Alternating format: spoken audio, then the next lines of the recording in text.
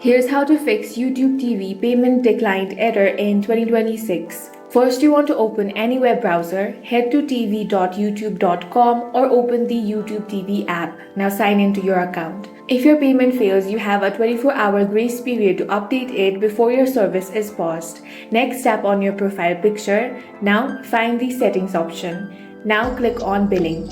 Here you want to tap on the update button next to your payment method. Carefully check your card number, expiration date, and especially your billing zip code, as incorrect zip code is the most common reason for a decline.